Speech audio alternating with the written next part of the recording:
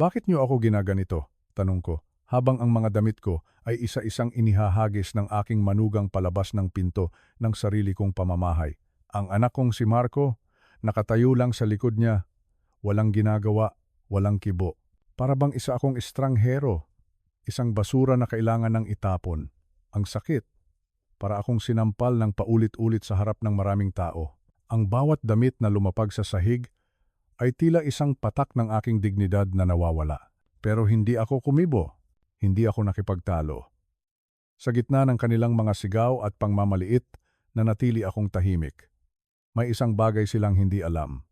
Isang sikreto na mas mabigat pa sa lahat ng ari-arian ko dahil habang abala sila sa pagpapahiya sa akin, dahan-dahan kong kinuha ang aking telepono. Isang tawag lang sa aking abogado. Hindi nila alam na ang bawat salitang binitiwan nila, ang bawat pagtawa, ay narinig sa kabilang linya na itala. Isang ebidensyang hindi nila kayang bayaran o takasan. Nang matapos ang tawag, tiningnan ko sila sa huling pagkakataon, ang kanilang mga mukha, puno ng tagumpay. Akala nila, panalo na sila. Akala nila, nakuha na nila ang lahat. Ngumiti lang ako, isang ngiting malamig. At sinabi ko sa kanila ang 8 salita na yayanig sa kanilang mundo. Magkita na lang tayo sa korte bukas ng umaga. Nakita ko kung paano nagbago ang kanilang mga mukha. Ang pagtawa ay napalitan ng gulat. Ang kanilang tapang ay biglang naging takot. Nanlaki ang mga mata ng aking manugang at ang anak ko, sa wakas, ay nagsimulang manginig. Dahil sa sandaling iyon, napagtanto nila na ang matandang lalaking hinamak nila ang siyang may hawak ng kanilang kinabukasan. Ang lahat ng pinaghirapan nila ay malapit ng maging abo at ang lahat ay nagsimula sa isang biyahe papuntang Italia, kung saan ang plano nilang pagpatay sa akin ang naging simula ng kanilang sariling katapusan. Ang umaga ay sariwa at puno ng pag-asa. Dito sa Ninoy Aquino International Airport o NAIA, ang hangin ay puno ng ingay, halo-halong boses ng mga pamilyang nasasabik sa kanilang biyahe, at ang tunog ng mga maletang hinihila sa makintab na sahig. Sa edad kong 65, dapat sana ay kampante na ako. Ang pangalan ko ay Ricardo Santos. 3 kumpanya ang naitayo ko mula sa wala. Nalagpasan ko ang 2 krisis sa ekonomiya at nakapag-ipon ako ng sapat na yaman para masigurong hindi maghihirap ang aking pamilya sa mga susunod na henerasyon. Dapat sana payapa na ang buhay ko, pero ang kapayapaan ay isang bagay na ipinagkait sa akin. 6 na buwan pa lang mula nang pumanaw ang aking pinakamamahal na asawang si Elena dahil sa cancer. Bago siya nawala, may hiningi siyang isang pangako. Ricardo, sabi niya, habang hawak ang aking kamay, ayusin mo ang relasyon mo sa mga bata. Huwag mong hayaang ang trabaho ang maging buong mundo mo. Ang pangakong iyon, ang dahilan kung bakit ako naririto ngayon. Nakatayo sa mahabang pila ng security check, kasama ang aking nag-iisang anak na lalaki, si Marco, at ang kanyang asawang si Katrina. Ito sana ang aming healing trip, isang biyahe papuntang Florence, Italia. Ang lugar na laging pinapangarap ni Elena na marating.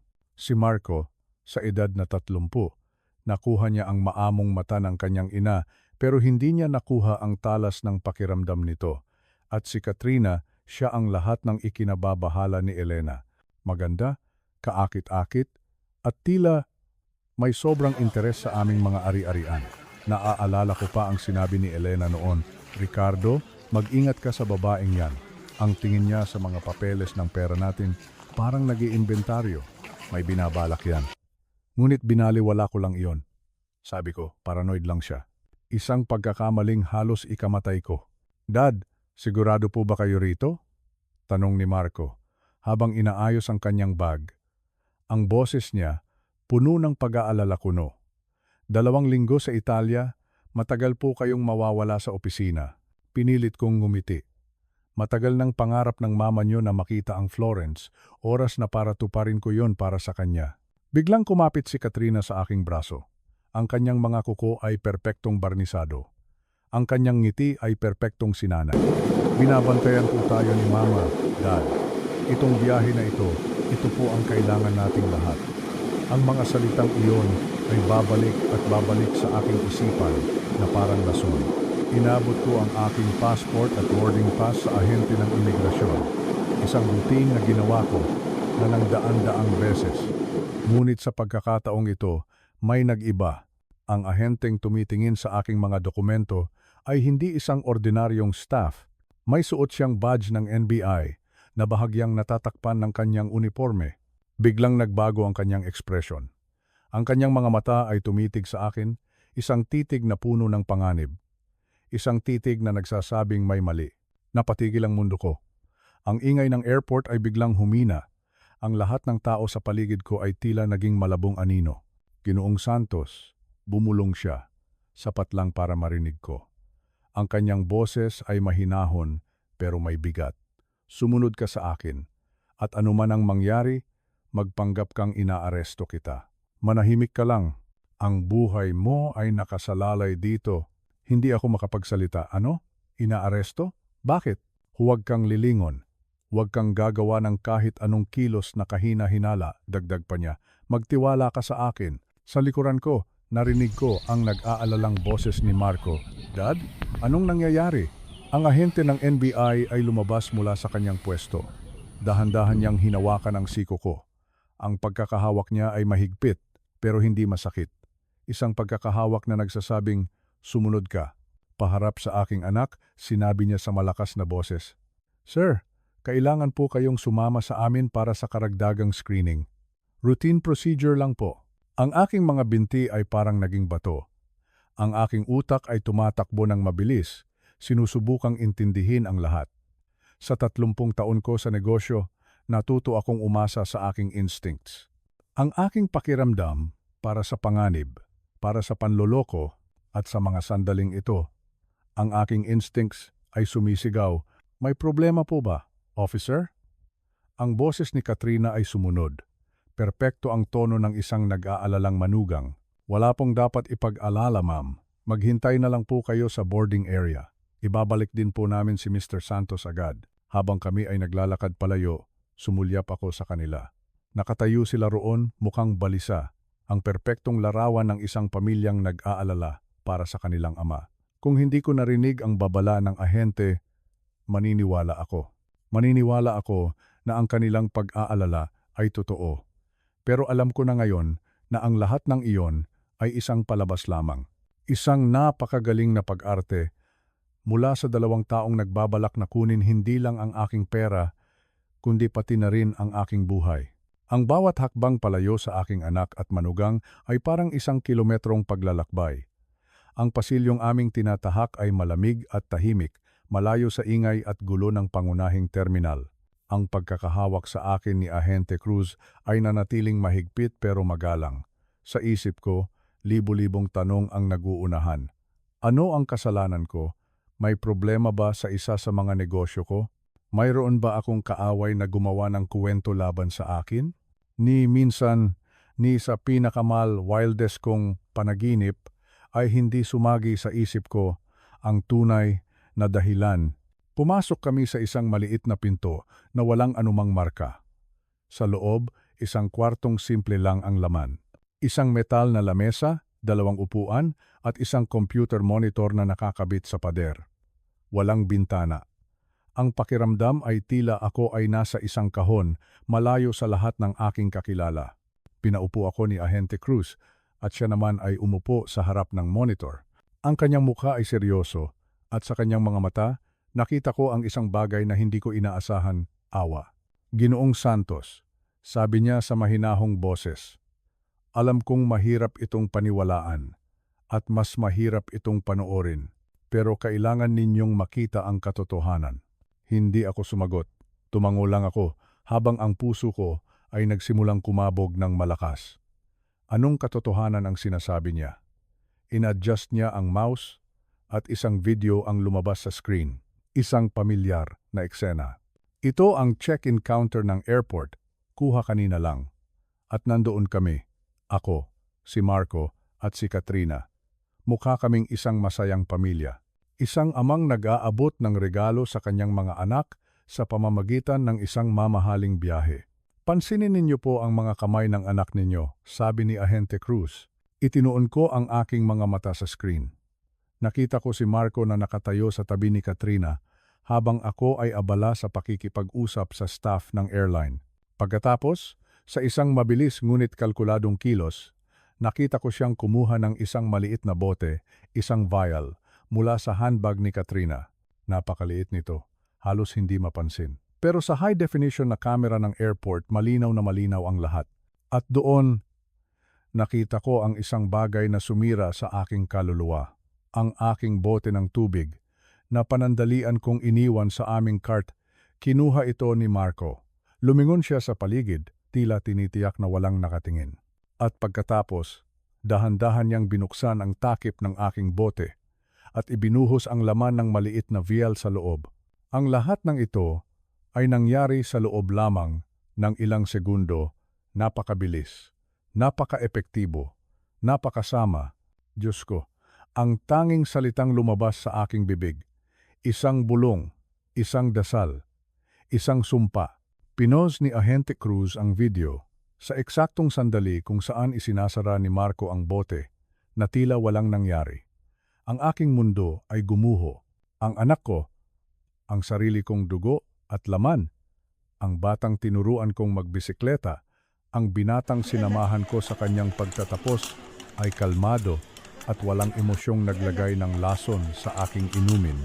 Base sa paunang pagsusuri ng aming laboratorio sa sample na nakuha namin mula sa basurahan kung saan itinapon ang vial, paliwanag ni Ahente Cruz, ito ay isang uri ng fast-acting sedative, isang kemikal na ginagamit sa medisina. Pero sa ganyang konsentrasyon, sa ganyang dami, ito ay magdudulot ng biglaang paghinto ng puso o cardiac arrest sa loob ng 2 hanggang 3 oras. 2 hanggang 3 oras. Ibig sabihin, kung nainom ko iyon, mamamatay ako habang nasa himpapawid ang eroplano, malayo sa tulong, malayo sa anumang ospital. Isang perpektong krimen, ang matandang negosyanteng may edad na inatake sa puso sa gitna ng flight. Walang sinuman ang maghihinala. Biglang bumalik sa alaala ko ang mga salita ng aking asawang si Elena. Ricardo, mag-ingat ka sa babaeng yan. Paulit-ulit niyang sinasabi. Ang paraan ng pagtingin niya sa mga bank statement natin, parang sinusukat na niya ang kanyang mamanahin. At ako, tinawanan ko lang siya. Sabi ko, Elena, masyado ka namang mapanghusga. Mahal siya ng anak natin. Ngayon, nakikita ko na. Si Elena, tama siya sa lahat. Hindi siya mapanghusga. Mayroon lang siyang pakiramdam ng isang ina, isang pakiramdam na hindi ko pinakinggan. Pinlay muli ni Ahente Cruz ang video. Matapos isara ni Marco ang bote, lumingon siya kay Katrina. Bagamat walang audio, malinaw sa pagbasa sa kanilang mga labi. Tapos na! Bulong ni Marco. Ang kanyang muka ay maputla. Hinawakan ni Katrina ang kanyang braso. Isang haplos ng pagpapakalma. Tandaan mo, ginagawa natin to para sa atin, sagot ni Katrina. Hindi na maghihintay ang mga taong yon. Mga taong yon? Sino ang tinutukoy nila? Ang tanong ay sumagi sa isip ko, ngunit mas nanaig ang sakit ng katotohanan. Ang aking anak ay hindi lang isang sakim na tagapagmana. Siya ay isang taong may takot, isang taong desperado. At ang kanyang asawa, hindi lang siya isang masamang impluensya. Siya ang utak sa likod ng lahat. Napatitig ako sa nagyeyelong imahe sa screen, ang mukha ng aking anak, ang estrangherong may mukha ng aking anak. Ang sakit ay hindi mailarawan, hindi ito galit, hindi ito lungkot. Ito ay isang uri ng pagkasira, isang pagkabiyak sa loob na alam kong hindi na kailanman mabubuo.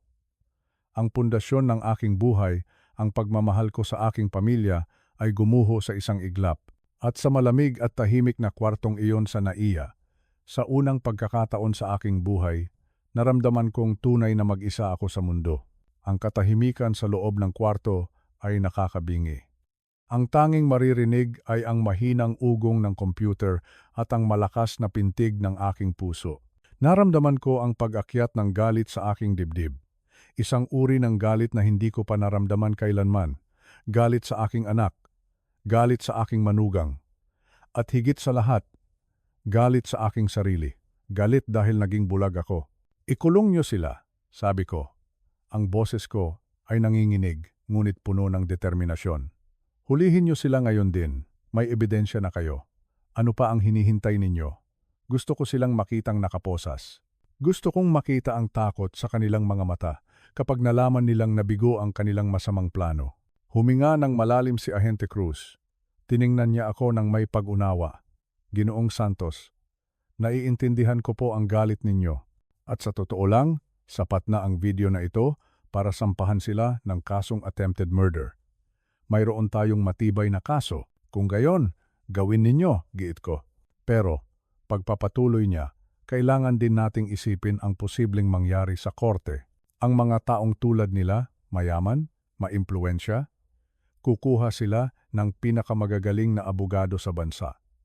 At alam nyo kung ano ang gagawin ng mga abogadong iyon. Sasabihin nila, circumstantial evidence lang yan. Sasabihin nila, hindi naman natin nakita kung ano talaga ang laman ng vial. Sasabihin nila, paano kung may ibang tao na naglagay ng lason sa bote nang hindi nila namamalayan? Gagawa sila ng 1,000 kwento para magkaroon ng duda ang hurado.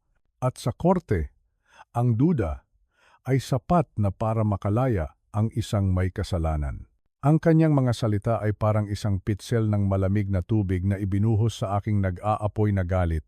Tama siya. Alam ko kung paano gumagana ang sistema. Nakita ko na ito sa mundo ng negosyo. Ang pera ay kayang bumili ng magaling na kwento. At ang isang magaling na kwento ay kayang talunin ang katotohanan. Ang ideya na maaaring makalaya sina Marco at Katrina na maaari silang maglakad. Nang malaya matapos subukang patayin ako ay mas masakit pa kaysa sa mismong lason.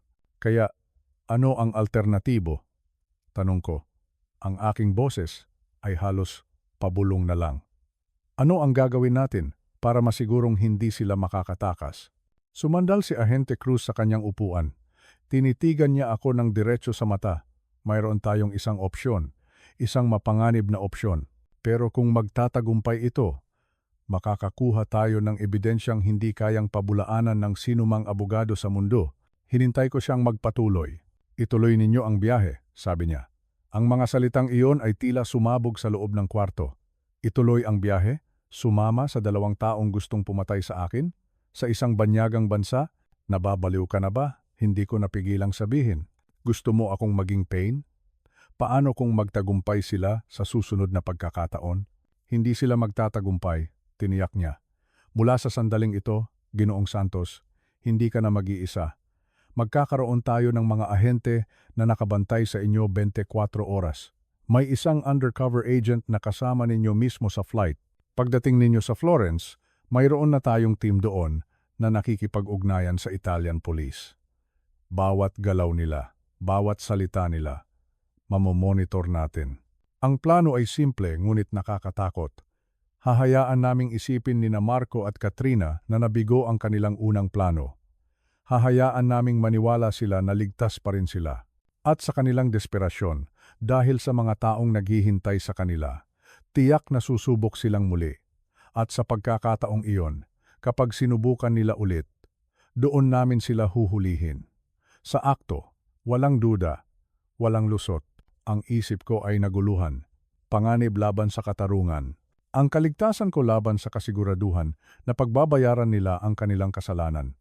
Bumalik sa isip ko ang huling habilin ni Elena. Ayusin mo ang relasyon mo sa mga bata. Hindi ito ang paraan na nasa isip niya. Pero marahil, ito ang tanging paraan para ayusin ang problemang ito. Ang pagharap sa katotohanan, gaano man ito kasakit, ay mas mabuti kaysa mabuhay sa isang kasinungalingan. Ang pagtiyak na hindi na nila ito magagawa sa iba ay isang uri rin ng pag-aalaga. Naalala ko rin ang sinabi ni Katrina sa video. Hindi na maghihintay ang mga taong yon. Mayroon silang mas malaking problema kaysa sa akin. Mayroon silang pinagkakautangan. Mayroon silang kinatatakutan. At ang takot na iyon ang nagiging gasolina ng kanilang kasamaan. Huminga ako ng malalim. Isang desisyon na babago sa takbo ng aking buhay. Isang desisyon na maaaring maging katapusan ko. Pero ito ang tamang gawin. Ito ang gagawin ng isang ama para protektahan ang alaala ng kanyang pamilya at para bigyan ng hustisya ang ginawang kataksilan. Sige, sabi ko. Ang aking boses ay matatag na ngayon. Gawin natin. Ituloy natin ang biyahe. Pero siguraduhin ninyo na sa susunod na subukan nila, hindi na sila makakatakas pa. Tumango si Ahente Cruz, isang formal na paggalang sa aking tapang. Hindi sila makakatakas, Ginoong Santos. Ipinapangako ko yan. Isang oras ang lumipas. Kinabitan nila ako ng isang maliit na listening device at isang emergency beacon. Binigyan ako ng mga huling tagubilin. At pagkatapos, naglakad ako pabalik sa boarding gate. Naglakad ako pabalik sa aking anak, ang aking berdugo. Ang aking puso ay mabigat, hindi dahil sa mga kagamitang nakakabit sa aking katawan, kundi ang paglalakad pabalik sa boarding gate ay ang pinakamahabang paglalakad sa buong buhay ko. Ang bawat hakbang ay tila isang pagtapak sa nagbabagang uling. Ang listening device na nakadikit sa aking dibdib ay parang isang mabigat na krus na aking pinapasan. Sa malayo, natanaw ko na sila. Si Marco at Katrina, nakaupo. Ang kanilang mga mukha ay balot ng pagkukunwaring pag-aalala. Nang makita nila ako, agad silang tumayo. "Dad, saan po kayo galing? Okay lang po ba kayo?" Ang bungad ni Marco. Ang kanyang boses ay perpektong nagpapahayag ng kaba. "Sobrang nag-alala kami. Ano po bang sabi nila?" Tiningnan ko siya, ang sarili kong anak. Sinubukan kong hanapin sa kanyang mga mata ang kahit katiting na pagsisisi, kahit aninag ng konsensya. Pero wala. Wala akong nakita kundi isang mahusay na aktor. Isang estrangherong gumagamit ng mukha ng aking anak. "Wala yon," sagot ko. Sinisikap na panatilihing kalmado ang aking boses. May kapangalan lang pala ako sa watchlist nila. Isang pagkakamali. Naayos na nila. Ito ang palusot na binuo namin ni Ahente Cruz. Isang simpleng kasinungalingan para takpan ang isang nakakagimbal na katotohanan. Nakita ko ang pagkalma sa mukha ni Katrina.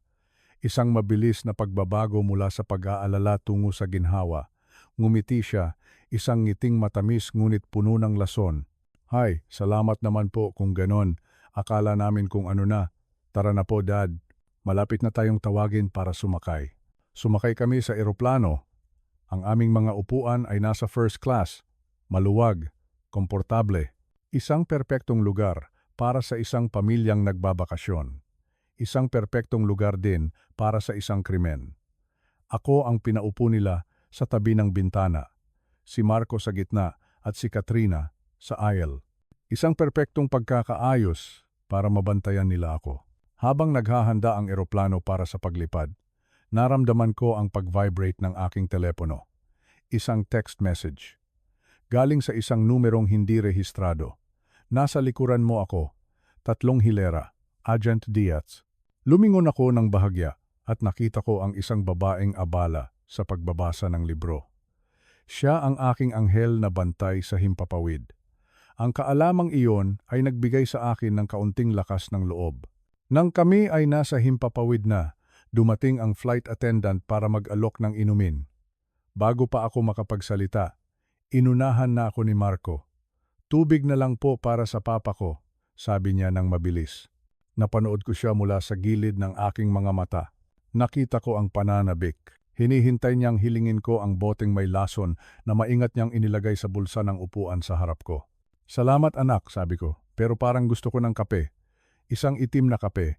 Nakita ko ang isang mabilis na kislap ng pagkadismaya sa mukha ni Marco. Halos hindi ito mapansin. Pero para sa akin, na nagmamasid sa bawat galaw niya, ito ay kasing liwanag ng araw. "Dad, hindi po maganda sa inyo ang caffeine." Sabi ng doktor, "Dapat tubig lang." "Ayos lang ako anak, kailangan ko lang magising." Sa sumunod na 3 oras, hindi nila ako tinigilan. Ito na ang plan B nila. Kung hindi nila ako mapapatay sa lason, susubukan nilang kunin ang aking yaman sa pamamagitan ng panlilinlang. Dito na pumasok ang kanilang tunay na motibo. "Dad," simula ni Marco, ang kanyang boses ay seryoso na ngayon. "Ngayong wala na si Mama, napakalaking responsibilidad po ang daladala ninyo mag-isa. 3 kumpanya, hindi po biro yan. 30 taong ko nang ginagawa ito," sagot ko.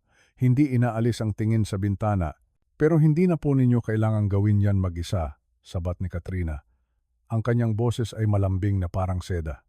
Si Marco po, may MBA mula sa isang magandang universidad. Alam na alam niya ang pasikot-sikot ng negosyo. Sumandal si Marco papalapit sa akin. Dad, ang iniisip ko po, paano kung simulan na natin ang transition? Pwede niyo pong ipirma sa akin ang operational control ng dibisyon sa Maynila para po gumaan ang trabaho ninyo. Operational control, ibig sabihin siya na ang magpapatakbo, siya na ang pipirma, siya na ang gagawa ng mga desisyon. Malaking hakbang yan, Marco, sabi ko. Nagpapanggap na pinag-iisipan ito, pero kayo pa rin naman po ang may-ari ng lahat, mabilis niyang sagot. Ang pangalan ko lang po ang lalabas sa mga dokumento para mas mapabilis ang mga transaksyon. At sakali man pong may mangyari sa inyo, Diyos na mahabagin, hindi na po magkakaroon ng anumang legal na problema. Ang paraan niya ng pagsabi ng sakali man pong may mangyari sa inyo, napakagaan, napakakaswal, para bang pinag-uusapan lang namin ang panahon. Naramdaman ko ang pangingilabot sa aking batok. At pwede rin po nating tingnan ang mga real estate holdings, dagdag ni Katrina. Ilipat po natin ang ilang titulo sa pangalan ni Marco para po sa tax purposes. Tax purposes. Isang magandang dahilan para itago ang tunay na layunin. Gusto nilang maging maayos at mabilis ang paglipat ng lahat ng aking yaman sa kanila kapag ako ay namatay na. Isang pagkamatay na inaasahan nilang mangyayari anumang oras. Pag-iisipan ko, sabi ko, sabay pikit ng aking mga mata. Nagpanggap akong natutulog, pero hindi sila sumuko. Makalipas ang ilang oras, sinubukan ulit ni Marco. Dad, tungkol po pala sa tubig. Hindi po kayo umiinom. Baka po ma-dehydrate kayo niyan. Ang kanyang pagpupumilit ay halos katawa-tawa na. Ang sarili kong anak, desperadong pinipilit akong inumin ang lason na inihanda niya para sa akin. Busog pa ako sa kape, sagot ko. Nakita ko si Katrina na abala sa kanyang telepono. Mabilis siyang nagtatype. Siguradong nag-uulat siya sa mga taong hindi na makapaghintay. Ang kanilang timeline ay tumatakbo at ako ay hindi sumusunod sa kanilang plano. 7 oras sa biyahe, gumawa sila ng huling pagtatangka. Dad, pagbalik po natin sa Maynila, sabi ni Marco, baka pwede na po tayong makipagkita sa mga abogado tungkol sa business transition. Siguro, sagot ko. Isang sagot na hindi oo at hindi rin hindi. Nakita ko silang nagkatinginan. Isang tingin ng pagkabigo at pag-aalala. Nauubusan na sila ng oras. Nauubusan na sila ng mga pagpipilian. 9 na oras. 9 na oras ng pagkukunwari. 9 na oras ng pagtitimpi. 9 na oras na pakikipamuhay sa mga taong gustong kunin ang aking buhay.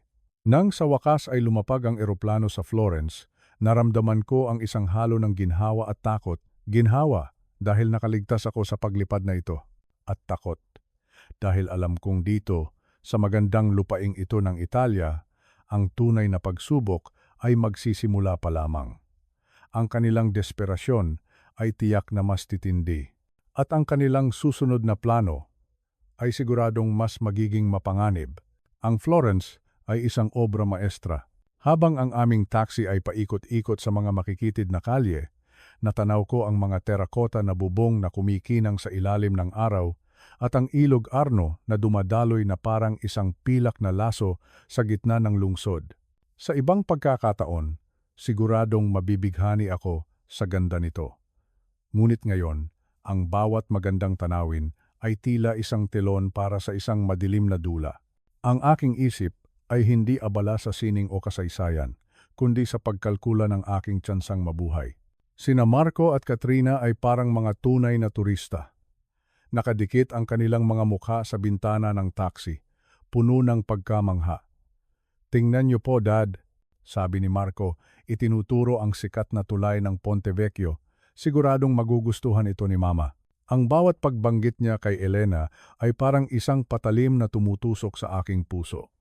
Ginagamit niya ang alaala ng kanyang ina. Ginagamit niya ito bilang isang kasangkapan para sa kanyang panlilinlang. Oo, sagot ko ng mahina. Magugustuhan niya sana ito. Ang aming hotel, ang Hotel Davanzati, ay nasa puso mismo ng makasaysayang distrito. Isang eleganteng gusali na may daan-daang taon ng kasaysayan. Pagbaba namin ng taxi, isang lalaking nakasuot ng perpektong fit na suit ang sumalubong sa amin. Mukha siyang kagalang-galang at propesyonal. Ginoong Santos? Maligayang pagdating sa Florence. Ako po si Reyes, ang hotel manager, sabi niya. Habang nakikipagkamay sa akin, ang kanyang pagkakahawak ay matatag at tumagal ito ng bahagya. At sa maikling sandaling iyon, naramdaman ko ang isang maliit at matigas na bagay na ipinasa niya sa aking palad. Isang maliit na device. Lihim, mabilis.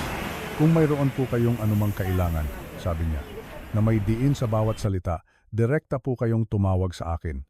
Si Reyes, siya ang aking lifeline dito. Siya ang contact ng NBI.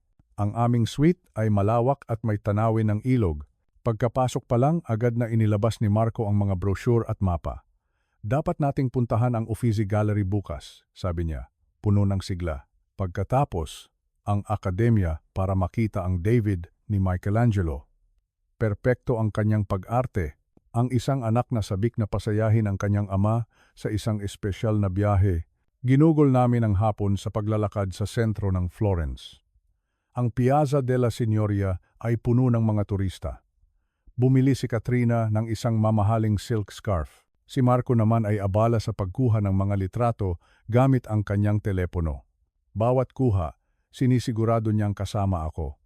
Para po may remembrance tayo, Dad. Isang dokumentasyon, isang patunay ng kanilang pagmamahal. Habang nakaupo kami sa isang cafe na may tanawin ng sikat na Duomo, dahan-dahan niyang binuksan ang kanyang plano. Alam niyo po kung ano ang maganda, Dad. Simula niya, habang humihigop ng kanyang espresso. Isang day trip, isang biyahe papunta sa kanayunan ng Tuscany. May mga nakita akong mga lugar doon at mga lumang nayon sa tuktok ng burol, malayo sa mga turista, tahimik. Ang aking kape ay biglang pumait. Ito na ang setup para sa ikalawang pagtatangka. Isang lugar na tahimik, malayo sa mga tao, perpekto. Mukhang maganda yan, sabat ni Katrina. Pero baka masyadong nakakapagod para kay Dad ang biyahe. Medyo paliko-liko raw po ang mga daan doon sa bundok. Ang kanyang pagkukunwaring pag-aalala ay napakagaling. Isang obra maestra ng panlilinlang. Kaya ko pa namang magbiyahe, sabi ko. Pinipilit na maging kaswal. Saan mo ba naisip na lugar? Ipinakita sa akin ni Marco ang mga litrato sa kanyang telepono. Mga gumugulong na burol na puno ng mga puno ng olibo at cypress. Napakaganda. Parang isang postcard. Mayroon pong isang viewing point doon. Mga isang oras lang mula rito, napakaganda ng tanawin. Perpekto para sa mga family picture. At idinagdag niya ang mga salitang nagpakilabot sa akin at napakaliblib po ng lugar. Liblib. Siyempre, pwede po tayong umarkila ng kotse, pagpapatuloy niya. Tayong tatlo lang, isang tunay na family adventure. Tiningnan ko ang mga litrato. Ang magandang tanawin. Ang perpektong lugar para sa isang aksidente. Isang matandang lalaki na nadulas habang kumukuha ng litrato. Isang trahedya. Isang napakalungkot na pangyayari sa isang masayasanang bakasyon. Sa tingin ko, sabi ko, habang tinitingnan sila ng diretso sa mata, iyan ay isang napakagandang ideya. At sa pagkakataong ito, hindi ako nagsisinungaling. Dahil habang pinaplano nila ang aking katapusan, hindi nila alam na pinaplano ko na rin ang sa kanila. Ang family adventure na ito, ang magiging huling adventure nila bilang malalayang tao. Nang gabing iyon, habang sila ay lumabas para maghapunan, kumatok si Reyes sa aking pinto. Ang kanyang mukha ay seryoso. Nakaayos na ang lahat, sabi niya. Ang mga lokal na pulis, ang karabinieri, ay nakikipag-ugnayan na sa amin. Si Agent Diaz ay 2 palapag ang baba mula sa inyo. Naglagay na kami ng mga surveillance team sa lokasyong sinaliksik ng anak ninyo. Inabutan niya ako ng isang maliit na emergency beacon, kapareho ng device na ibinigay niya kanina. Pindutin niyo ito ng 2 beses kung nasa panganib na kayo. Ang response time ay wala pang 5 minuto. Paano kung maunahan nila kayo? Tanong ko. Ang ekspresyon ni Reyes ay naging madilim. Hindi sila mananalo, sigurado yan. At pagkatapos ay idinagdag niya ang huling piraso ng puzzle. May isa pa kaming nalaman. Natukoy na namin kung sino ang nagbibigay sa kanila ng financial pressure. mga loan shark, konektado sa organized crime sa Maynila. Ang anak ninyo, may utang siyang 35 milyong piso. 35 milyon. Hindi na ako nagulat. Iyon ang presyo ng aking buhay. Hindi lang sila sakim. Desperado na sila. At ang isang taong desperado ay kayang gawin ang lahat. Nang makaalis si Reyes, tumayo ako sa aking balkonahe, nakatanaw sa kumikinang na ilog ng Arno. Bukas ng umaga, maglalakbay kami papunta sa mga burol ng Tuscany. Sa gitna ng pinakamagandang tanawin sa buong Italia, masasaksihan nito ang pinakapangit na uri ng kataksilan. Ang kataksilan ng isang anak sa kanyang sariling ama. Napakaganda ng umaga sa Tuscany. Ang simoy ng hangin ay may dalang amoy ng mga bulaklak at luma, ngunit matibay na mga bato ng Italia. Ngunit para kay Ricardo, ang kagandahang ito ay tila isang maskara lamang. Isang pabalat na nagtatago ng isang napakapangit na katotohanan. Nakaupo siya sa isang maliit na kapihan, hawak ang kanyang mainit na kape habang hinihintay ang tawag ni Reyes. Si Reyes ang pribadong investigador na naging kakampi niya, o marahil ay ang anghel na tagapagligtas niya sa gitna ng kadilimang ito. Tumunog ang telepono. Isang mahabang buntong hininga ang pinakawalan ni Ricardo bago niya ito sinagot. Sa kabilang linya, narinig niya ang boses ni Reyes. Seryoso, mabigat, walang paligoy-ligoy. Sinabi ni Reyes ang dahilan. Ang tunay na dahilan kung bakit gustong-gusto ni Marco at Katrina na mawala na siya sa mundo. Hindi lang ito basta kasakiman. Hindi lang ito dahil gusto nilang makuha ang mana para magpasarap sa buhay. Mas malalim at mas mapanganib ang dahilan. May utang sila. Isang napakalaking utang. 35 milyong piso. Napatigil si Ricardo. Parang tumigil din ang pagtibok ng kanyang puso ng ilang saglit. 35 milyon. Hindi ito basta utang sa bangko o sa kaibigan. Ipinaliwanag ni Reyes na ang utang na ito ay sa mga mapanganib na tao sa Maynila, mga loan shark, mga sindikato na hindi nagdadalawang isip na manakit o pumatay kapag hindi nabayaran. Ngayon ay naiintindihan na ni Ricardo ang lahat. Ang mga pawis sa noo ni Marco kahit malamig ang panahon. Ang panginginig ng kamay ni Katrina tuwing inaabot nito ang baso ng tubig. Ang mga tinginan nilang mag-asawa na puno ng takot at kaba. Hindi sila mga halimaw na ipinanganak na masama. Sila ay mga taong desperado. Mga taong nasadlak sa kumunoy at ang tanging nakikita nilang paraan para makaahon ay ang gamitin si Ricardo bilang tuntungan. Kahit pa ang ibig sabihin nito ay ang paglubog ng sarili nilang ama. Napapikit si Ricardo. Bumalik sa kanyang alaala ang imahe ni Marco noong bata pa ito. Naaalala niya noong tinuturuan niya itong magbisikleta. Noong nadapa ito at umiyak at siya ang bumuhat dito para patahanin. Paano nangyari na ang batang iyon na dating takot na takot masugatan ay handa na ngayong pumatay ng sarili niyang ama dahil sa pera? Dahil sa takot? Ang sakit. Sobrang sakit. Higit pa sa sakit ng katawan ang nararamdaman niya. Para bang pinipiga ang kanyang puso ng isang kamay na gawa sa yelo, ang anak niya, ang dugo at laman niya ay nakataya ang buhay at ang solusyon ng anak niya ay ialay ang buhay ng ama kapalit ng kaligtasan nila. Sinabi ni Reyes na handa na ang lahat. Alam na ng mga otoridad sa Italia ang plano. May mga pulis na nakaabang sa lugar kung saan balak isagawa ni Marco ang krimen. Ligtas si Ricardo, pero hindi niya maramdaman ang kaligtasan. Ang nararamdaman lang niya ay isang malalim na lungkot. Para siyang isang matandang puno na unti-unting pinuputol ng sarili niyang sanga. Sa kabila ng lahat, kailangan niyang maging matatag. Kailangan niyang tapusin ang dulang ito, hindi para sa kanya, kundi para sa katotohanan. Tumayo si Ricardo. Inayos ang kanyang Amerikana. Tiningnan niya ang kanyang sarili sa salamin ng kapihan. Nakita niya ang isang matandang lalaki na pagod na, pero buo pa rin ang loob. Kailangan niyang harapin ang kanyang anak.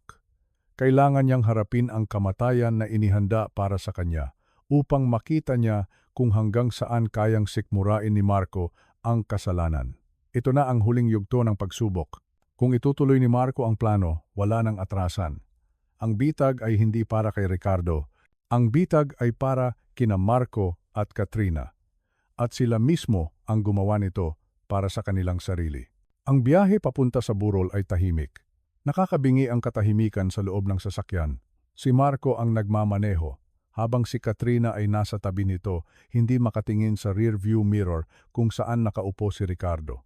Ang tanawin sa labas ay napakaganda, mga luntiang burol, mga ubasan na nakahanay ng maayos at ang asul na langit ng Tuscany.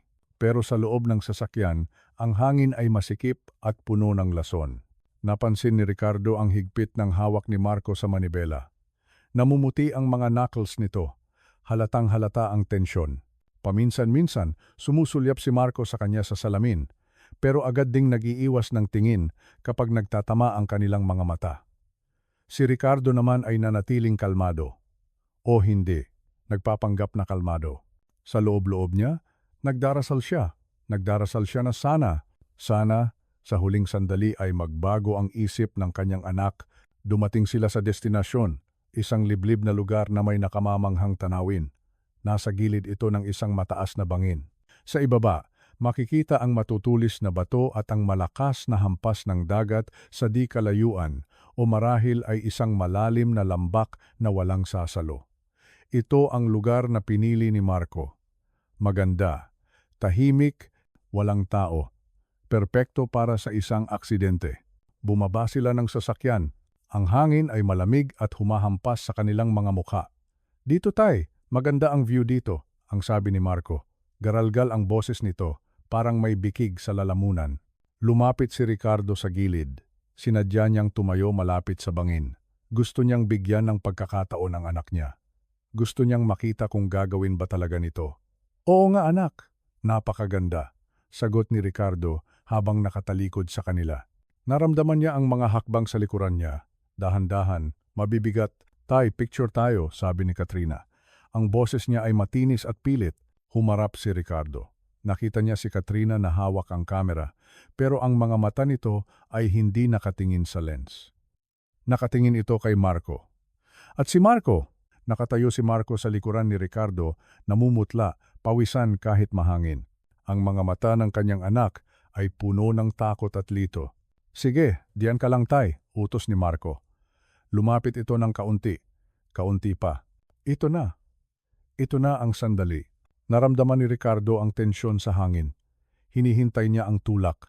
Hinihintay niya ang kamay ng kanyang anak na magtutulak sa kanya sa kamatayan. Pumikit si Ricardo. Sa isip niya, tinatawag niya ang Panginoon. Patawarin mo sila. Akmang itataas na ni Marco ang kanyang mga kamay. Nanginginig ang mga ito. Isang pulgada na lang. Isang mabilis na tulak at tapos na ang lahat. Makukuha na nila ang pera. Mababayaran na ang 35 milyon. Mawawala na ang mga loan shark. Ngunit bago pa man dumapo ang mga palad ni Marco sa likod ng kanyang ama, ang katahimikan ng burol ay binasag ng malalakas na tunog. Mga sasakyan, sirena. Mula sa mga puno at nakatagong daan, naglabasan ang mga pulis. Ang mga operatiba ng Italia, kasama ang ahente ng NBI, "Tigil! Walang kikilos!" Sigaw ng isang opisyal. Natigilan si Marco. Para siyang rebulto na nanigas sa ere. Ang kanyang mga kamay ay nakaamba pa rin sa hangin. Unti-unti, bumagsak ang kanyang mga balikat. Tumingin siya sa paligid, at pagkatapos ay tumingin siya kay Ricardo. Sa mga mata ng kanyang ama, hindi galit ang nakita ni Marco, kundi awa, matinding awa. Alam na ni Ricardo. Alam na ng lahat. Napaluhod si Katrina sa damuhan, umiiyak ng malakas. Si Marco naman ay parang nawalan ng lakas at napaupo na lang, nakatulala sa kawalan. Ang plano ay nabigo.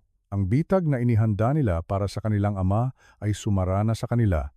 Ligtas si Ricardo sa bangin, pero ang puso niya ay nahulog na at nadurog. Ang silid sa hotel ay puno ng mabigat na hangin. Hindi ito ang uri ng katahimikan na nakakapagpahinga, kundi ang uri na nakakasakal. Nakaupo si Ricardo sa isang silyon, mukhang pagod na pagod, habang sa harapan niya ay nakaupo sina Marco at Katrina. Wala na ang mga pulis sa silid na ito pansamantala. Binigyan sila ng pagkakataon ni Reyes na mag-usap bilang pamilya sa huling pagkakataon bago ang formal na proseso. Walang imik ang dalawa. Nakayuko. Hindi makatingin sa mga mata ng matanda. "Kailan pa?" basag ni Ricardo sa katahimikan. Mahina lang ang boses niya, Pero sa pandinig ni na Marco, para itong kulog.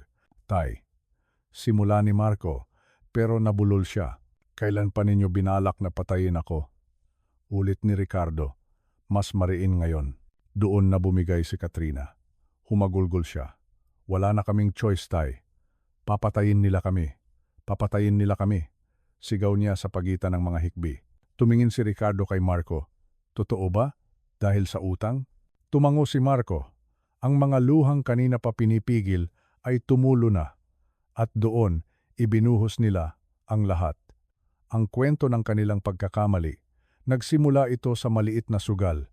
Isang libangan lang daw. Tapos naging bisyo. Tapos naging negosyo na nalugi dahil ipinangsugal ang puhunan hanggang sa lumapit sila sa mga patalim. Sa mga taong nagpapautang na may kasamang banta sa buhay, umabot sa 35 milyon. Ang interes ay lumulubo araw-araw. Araw-araw silang nakakatanggap ng tawag ng mga litrato ng bahay nila, litrato ng mga anak nila kung meron man. Takot na takot sila. Wala silang mahiraman. Sira na ang pangalan nila sa mga bangko. At nahihiya silang lumapit kay Ricardo para aminin na nilustay nila ang perang ibinigay nito noon. Kaya naisip nila ang insurance, ang mana. Ang tanging paraan para makuha ang pera ng mabilis ay kung mawawala si Ricardo. Akala namin, mapapadali, ani Marco. Nakaluhod na sa harap ng ama, hawak ang tuhod nito. Tay, patawarin niyo ako, natakot lang ako, ayoko pang mamatay. Tinitigan ni Ricardo ang kanyang anak. Nakikita niya ang takot. Totoo ang takot na iyon. Hindi sila pumatay dahil sa simpleng luho, kundi dahil sa desperasyon. Pero hindi iyon sapat na dahilan. Anak, sabi ni Ricardo, at tumulo na rin ang luha niya. Dahil ayaw mong mamatay, ako ang papatayin mo, ang ama mo. Yumuko si Marco, humahagulgol sa paanan ng ama. Patawad, Tay. Patawad. Napakasakit para kay Ricardo na makita ang anak niya sa ganitong kalagayan. Walang dignidad, walang dangal, alipin ng pera at takot. Tinanggal na ng gabing ito ang lahat ng maskara. Hindi sila masayang pamilya na nagbabakasyon sa Europa. Sila ay isang pamilyang winasak ng kasakiman at maling desisyon. Hinawakan ni Ricardo ang ulo ni Marco, ang buhok ng anak na dati niyang sinusuklay noong bata pa ito. Ngayon, ang ulong ito ay puno ng maitim na balak. Alam ko na ang lahat bago pa tayo umalis ng Pilipinas, pagtatapat ni Ricardo. Nag-angat ng tingin si Marco at Katrina. Gulat na gulat. Sumama ako sa inyo dito. AD dahil gusto kong mamasyal. Sumama ako para bigyan kayo ng pagkakataon na magbago. Hinihintay kong magsabi kayo ng totoo. Hinihintay kong lumapit kayo sa akin at humingi ng tulong. Pero pinili ninyo ang bangin. Ang mga salitang iyon ay parang patalim na tumarak sa puso ni Marco. May pagkakataon pala, kung naging tapat lang sana siya, kung nagpakumbaba lang sana siya, di sana, hindi sila humantong sa ganito. Ang pagsisisi ay laging nasa huli. At sa gabing ito, ang pagsisisi ay kasing bigat ng buong mundo. Ang sumunod na araw ay puno ng formalidad. Pero sa puso ni Ricardo, ito ang araw ng pinakamahirap na desisyon sa kanyang buhay. Kausap niya si Reyes at ang mga abogado. Nasa kustodiya na sina Marco at Katrina. Nakakulong, naghihintay ng kaso. Ngunit may isang problema na naiwan. Ang utang. Ang 35 milyon. Kahit nasa kulungan na sina Marco, ang utang sa mga loan shark ay naroon pa rin.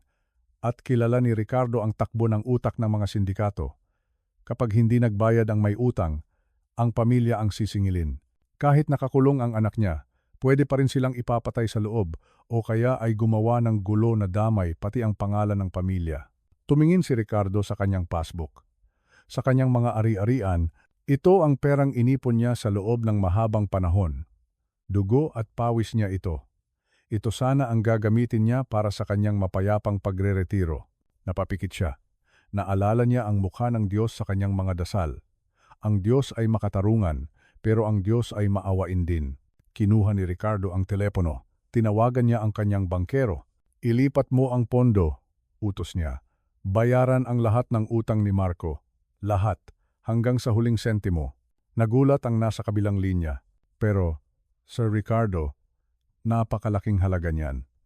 Halos maubos ang liquid assets ninyo. Gawin mo, matigas na sabi ni Ricardo. Pera lang yan, buhay ang nakasalalay. Binayaran ni Ricardo ang utang, 35 milyon. Iniligtas niya sina Marco at Katrina mula sa kamay ng mga kriminal. Sinigurado niyang wala nang hahabol sa kanila na mga loan shark. Tinanggal niya ang lubid na nakasakal sa leeg ng kanyang anak. Ito ang awa ng isang ama. Kahit nagtangka silang pumatay, hindi niya kayang hayaang mamatay ang mga ito sa kamay ng mga halang ang kaluluwa. Pero, hindi doon nagtatapos ang kwento. Pagkatapos bayaran ang utang, hinarap ni Ricardo ang opisyal ng pulisya at si Reyes. Ituloy ang kaso, sabi ni Ricardo, nang walang pag-aalinlangan. Sigurado ka ba, Ricardo? Tanong ni Reyes. Pwede nating iatras. Anak mo sila.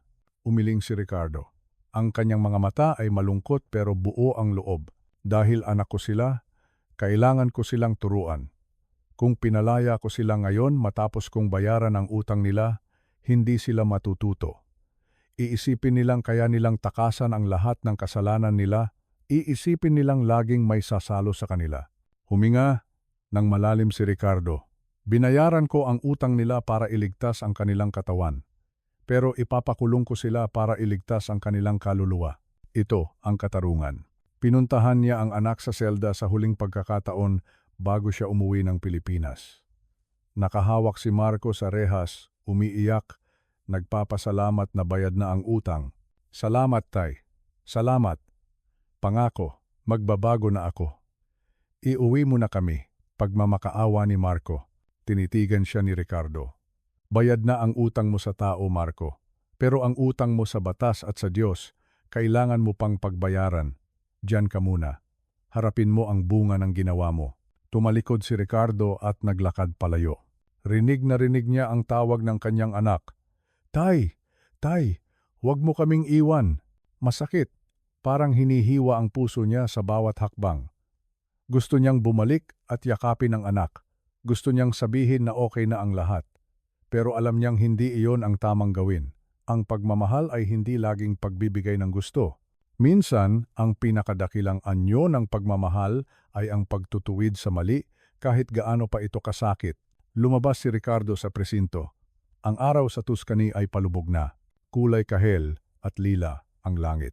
Mag-isa na lang siya ngayon. Wala na ang anak, wala na ang manugang, at nabawasan na ng malaki ang kanyang yaman.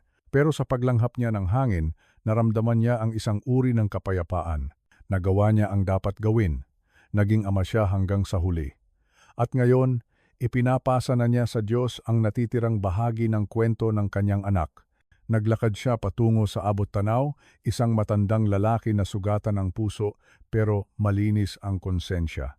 Sa pagbabalik tanaw ko sa buong pangyayaring ito, sa tunay na kuwentong ito na nagpabago sa aking buhay, natanto ko na nagkamali ako. Isang malaking pagkakamali na halos kumitil sa aking buhay. Huwag sana ninyong tularan ang aking pagkakamali. Huwag sana ninyong baliwalain ang mga babala kapag ang isang taong mahal ninyo ay nagpapakita na ng tunay niyang kulay. Sinubukan akong balaan ng aking asawang si Elena. Paulit-ulit. Nakita niya ang pagkalkula sa likod ng mga ngiti ni Katrina. Nakita niya ang kasakiman sa likod ng kanyang pagiging magalang. Ngunit ako, naging matigas ang ulo ko. Naging bulag ako dahil sa pagmamahal ko sa aking anak. Akala ko, sapat na ang pagiging ama para protektahan ako. Nagkamali ako, at ang pagkakamaling iyon ang nagdala sa akin sa bingit ng bangin sa Tuscany. Ang mapait na karanasang ito ang nagturo sa akin ng tunay na kahulugan ng pamilya. Hindi pala ito laging nasa dugo. Hindi. Ang tunay na pamilya ay nasa pagmamahal at katapatan. Sa loob lamang ng 6 na buwan, mas naramdaman ko ang tunay na pagmamahal mula sa aking mga apo, sina Maya at Leo, kaysa sa 30 taon na pinalaki ko ang aking anak na si Marco. Ang kanilang mga yakap ay totoo. Ang kanilang mga tawa ay walang halong pagkukunwari. Sila, kasama ang kanilang ina, ang aking anak na si Ana. Sila ang aking tunay na yaman. Kaya naman ibinabahagi ko ang mga kwento ni Lolo na ito. Hindi para sa simpleng libangan. Ito ay mga babala na nababalot sa pag-asa. Binigyan ako ng Diyos ng pangalawang pagkakataon. Ginamit niya ang ahente ng NBI sa airport para iligtas ang aking buhay, isang himala sa gitna ng kaguluhan. At pagkatapos noon, biniyayaan niya ako ng pagkakataong makasama ang aking tunay na pamilya, sina Ana at ang kanyang mga anak. Ipinakita niya sa akin kung sino ang mga taong tunay na nagmamahal sa akin at naniniwala ako na hinayaan din ng Diyos na makarating sa akin ang sulat ni Marco mula sa kulungan dahil ipinapaalala niya sa atin na kahit ang pinakasirang relasyon ay maaaring makahanap ng paghilom sa pamamagitan ng tunay na pagsisisi at pagbabago. At ito ang pinakamabigat na aral sa lahat. Minsan, para protektahan ang iyong sarili, kailangan mong bitawan kahit pa ang mga taong minahal mo ng buong buhay mo. Masakit, napakasakit, pero kailangan. At kasabay nito, kailangan mo ring buksan ang iyong puso para sa mga taong tunay na karapat-dapat sa iyong tiwala. Ang mga kwentong tulad nito ay mahalaga. Ang mga kwento ng lolo na tulad ko ay hindi lamang mga salaysay mula sa nakaraan. Ang mga ito ay mga gabay para sa kasalukuyan. Kung ang aking masakit na karanasan ay makakatulong sa kahit isang tao lamang, kahit isang ama, ina, o lolo at lola, na makilala ang mga mapagsamantalang miyembro ng pamilya bago pa mahuli ang lahat, kung makakatulong ito para mailigtas ang isang buhay o isang puso mula sa pagkadurog, masasabi kong sulit ang lahat ng sakit na aking pinagdaanan. Ano naman ang kwento ninyo?